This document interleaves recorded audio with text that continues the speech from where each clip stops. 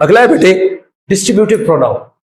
Distributive pronouns देखते हैं। The words both, everyone, everybody, all, none, either, either, neither, neither, each, whole, बहुत सारे इसके अंदर आ जाते हैं।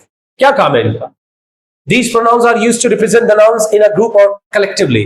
When you would like to represent nouns collectively, जब आप सबके बारे में एक ही वक्त में बात करना चाहें, अगर आप एक एक बंदे की बात इंडिविजुअल तवज्जो देंगे तो घंटे लग जाएंगे।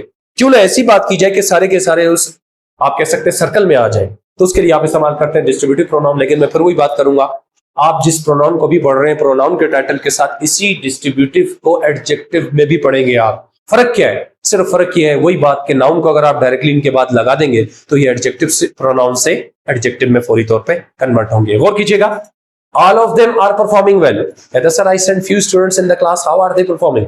मैं क्या कह रहा हूं? All of them are performing well. For example अगर उन्होंने 40 स्टूडेंट भेजे, मैं 40 का नाम अगर एक एक करके लेता तो टाइम लगता। क्या मैं उन सबको एक साथ डिस्कस नहीं कर सकता? बिल्कुल कर सकता हूं। तो मैंने क्या यूज किया? All of them are performing well। आप ये भी कह सकते हैं all are performing well, सब अच्छा परफॉर्म कर रहे हैं। लेकिन अगर मैं इसको एडजेक्टिव बनाना चाहूं तो मैं क्या कहूंगा? All the students are performing well। अगर आप नाउन को डायरेक्टली इनके बाद लाएंगे तो ये प्रोनाउन से किस में बदल जाएंगे? ये बदल जाएंगे एडजेक्टिव। एक और देखिएगा, they have appreciated each of them। उनमें से हर एक की तारीफ कर चुके हैं।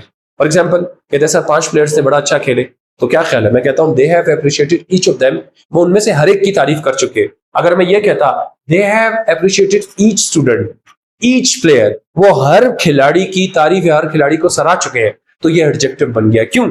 जब भी इन वर्ड्स के फौरन बाद आप नाउन लगाएंगे, बार बार मैं बता रहा हूं, ये प्रोनाउन से एडजेक्टिव में बदलने में ज्यादा वक्त नहीं लेंगे। एक और देखिए, एवरीबॉडी, ये तो खैर एडजेक्टिव बन ही नहीं सकते क्योंकि इसके साथ बॉडी ऑलरेडी अटैच है, तो ये नहीं चेंज हो सकता। एवरीवन भी इसकी इसी तरह, इसके साथ नाउन नहीं लगता, ठीक है, तो ये सिर्फ प्रोनाउन ही रहेंगे। Everyone will join us. कहता sir there is a party tomorrow, what about the students are our class, can we join you? मैं क्या कहता हूं? एवरीबॉडी विल जॉइन अस, हर एक हमें ज्वाइन करेगा, हर एक हमारे साथ रहेगा। इसका मतलब I am talking about all of you and covering all of you in one sentence by using one. She has seen none of you, she came to give a class, but the moment she entered the class she found nobody। तो मैंने क्या जुमला बनाया? she found या she has seen none of you in the class। वो आप में से किसी को भी क्लास में नहीं देख चुकी है। इसका मतलब 4 थे तो 4 नहीं थे, 10 थे तो 10 नहीं थे, कोई भी नहीं था। she is covering the whole class। अच्छा, both को यूज करते हैं पॉजिटिव सेंस में दो बंदों के लिए, दोनों।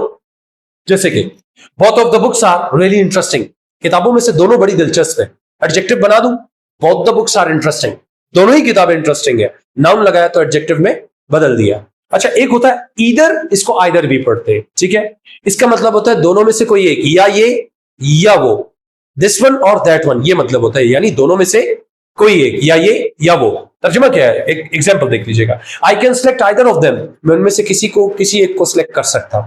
इसका मतलब आई कैन सेलेक्ट यू और I can select that person, this one or that one, दोनों में से कोई एक। अगर मैं कहता I can select either pair, either book can help you, किताबों में से दोनों में से कोई भी किताब आपकी मदद कर सकती है, या ये या वो, ये पॉजिटिव है। इसका नेगेटिव होता है नीदर या नाइदर। मैं कहता हूं neither of the boys can be able for the task, लड़कों में से कोई भी इस काम के लिए काबिल नहीं हो सकता। नाइदर का मतलब होता है दोनों में से कोई नहीं। For two people negatively, and either this one or that one, ये या वो और बोथ, दोनों। या तो कोई प्रॉब्लम, या तो कोई मुश्किल? Okay, one more than you can